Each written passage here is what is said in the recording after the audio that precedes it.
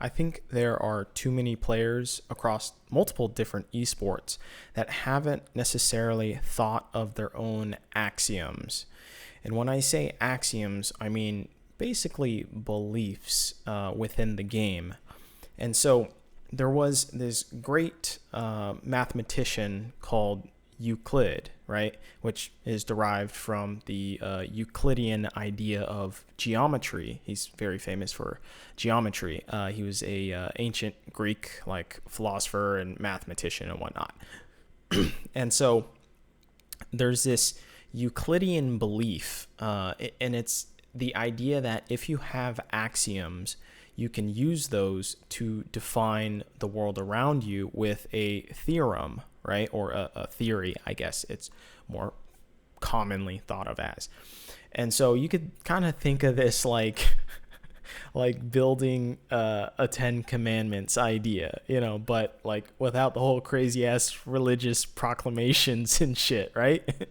So it's building your 10 commandments, I guess, by way of thinking of axioms, which are just simple things, which then help you derive your theorem, which, you could consider your 10 commandments or whatever, right?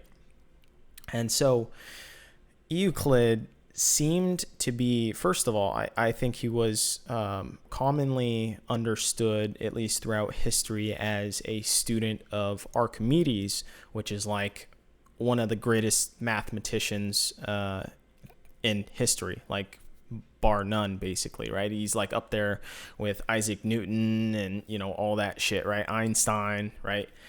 He helped develop the area of a circle. And then he dealt a lot with spheres and shit like that. I think like he developed the surface area of a sphere or the volume of a sphere, something like that. But point is, Euclid borrowed a lot of his ideas and then translated it into his own axioms about what he believed when it came to geometry itself, right? Like he came up with some axioms like all right angles are equal, right? Like that's a fucking big one, right? I don't know how the fuck he figured that out. He also discovered the idea of a radius of a circle, right? And how, the middle of the point, and then you draw a ray over, or I guess it would be a line over to the outer edge of the circle. That's a radius, right? Like just kind of mind-blowing shit, when you think about way back in the ancient Greeks and stuff. So I want to relate this to esports or just video games in general, or, you could even use this shit in life, right? You should have axioms within your life to which then you can develop theorems about life itself. So one axiom you could think of is, say, for League of Legends, for instance, the probability of getting a kill, or, use this for CSGO, for instance. What is the probability that, first of all, you get the kill, but also the probability of trading back? Is it high? It is the probability of the enemy killing you while you try and kill the enemy. Say there's a low HP champion, right? And you have to go in to get the kill, but then there's a high chance that you die too doing the play, right? 90% chance that you're going to die as well, or 95% chance. But, you'll probably get the kill onto the enemy, right? But why do the play at all in that regard, right? Because now you're juggling two different percentages in that regard, right? So there is the high probability that you get the kill, or there's the chance that you don't and you still die too, right? The probability of you going in and dying doesn't change the fact that whether you get the kill or not. That is irregardless of whether you die or not by just way of going in. So then that becomes to where, well, the probability just isn't worth it to go in there to do the play in the first place, right? This would be an axiom that I go by, at least when I play League of Legends itself, right? Is the probability of actually getting out is the more important aspect rather than getting the kill, right?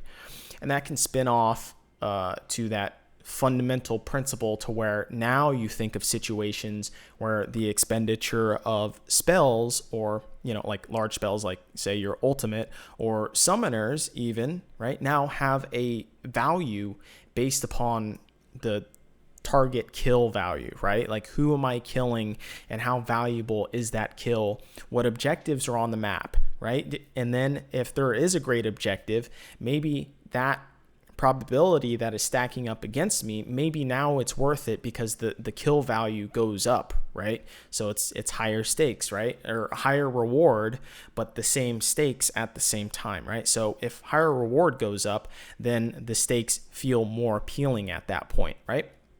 Probability of a kill, as I said before, or even just an equivalent trade, flash, for instance. I would rather have, if I was a support, I would rather trade my flash against the ADC, because then when the jungler comes and ganks, well, now the ADC doesn't have flash. Sure, I don't have flash, but my jungler has flash. My ADC that I'm supporting has flash, right? So I would much rather trade that value, right? Because it's not an equivalent trade when you realistically think about it, because of the difference of position, rather than just, flash for flash, right? It's equivalent. No, it's not. So these are the types of axioms or theorems in which you can then derive from what I said before of the probability of getting a kill, right? Another one for CSGO could be, try never to peek directly behind a corner wall, and instead distance yourself from that wall because of peeker's advantage, right? Because famously in Counter-Strike, if you're closer to a wall, your character model sticks out before your vision actually gets across over past the wall, right? So if you're very close to a wall and you're hiding behind it like that, well, the person that is further away from that wall, he's going to see your character model before you even have vision of him. So there could be this would more be a theorem rather than an axiom, right? In that your theorem is, well, I'm going to try and never peek as I'm close to a wall. That'd be a great theorem because there's a lot of scientific evidence to back that up. And it's a generality in the sense that you should do it probably 95% of the time. But, obviously there's the human variable, which says, well, they're going to be expecting that and shit, right? So now when you create an axiom, it also doesn't mean that it can't be changed once you find that it's faulty, nor that all things derived from the axiom are like capitulated or at the very least not useful. I think that's the most important part is, even if it gets proved wrong, that doesn't mean that you can't derive things from it which are then useful later on, right? It's all derivatives of something aren't necessarily inherently not useful because the main thing is now defunct, right? And so you could think of this as one of Euclid's maxims or theorems, was that things that are equal to the same thing are also equal to one another, right? And this is famously wrong, right? Because it's a transitive property, right? And people play this around with playoff scenarios of, well, if team A beat team C and team C beat team B, then therefore team A should be able to beat team B, right? I know that's a little confusing, but you guys get the point. You've heard about that similar scenario. And so it's clearly not true, but it is still something which you can kind of gather information and say, okay, like this is something that you should at least keep in mind because it's not entirely useless, right? It's not useless information in that large, broad essence. Like hell, even my reference to the Bible before, the Christians at first translated the sixth commandment, which is commonly known as "Thou shalt not kill," right? And they changed it to "Thou shalt not murder," right? Those are two very different things when you think about them. kill, meaning, thou shalt not kill, as in don't kill anything, don't harm anything, don't take a life. Thou shalt not murder. Murder is more of a word of intent, right? It's to go out and do something. It's to intentionally kill, right? That's the form, that's the vocabulary of it. And so those are very two different phrases or very different meanings in that sense. And so did the Christians just entirely throw that shit out once they mistranslated it or whatever, and they're just like, fuck it, like let's just throw everything out because now this whole thing kind of collapsed in on itself and people are now questioning everything? And it's like, no, you just change it up a little bit and then you kind of keep going with the flow. And yeah, I know there's a whole bunch of other shit wrong with the Bible, but also it's not to say that some of the teachings of the Bible, just because you don't believe in the religion, that doesn't mean that necessarily everything is bad that the Bible has taught people. Like, I don't think that's necessarily true in that sense. So axioms help you discover faster ways of understanding the world.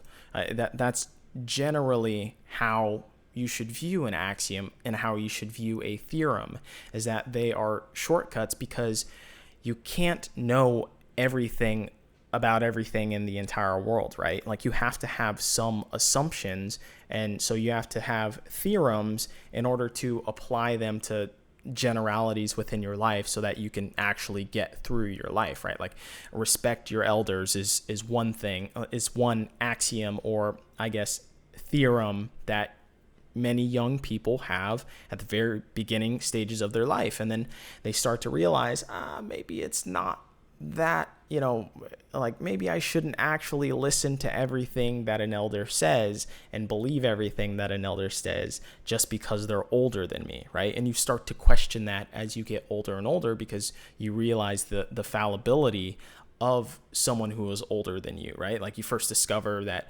something that they said wasn't true or wasn't right, or maybe they were lying to you in some sense.